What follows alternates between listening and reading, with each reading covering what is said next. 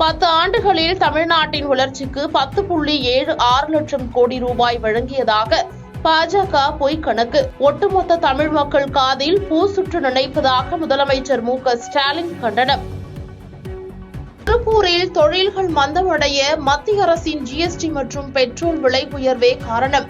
அதிக வருவாய் ஈட்டி தரும் திருப்பூரை பிரதமர் முறையாக கவனிக்கவில்லை என்றும் கமல்ஹாசன் குற்றச்சாட்டு.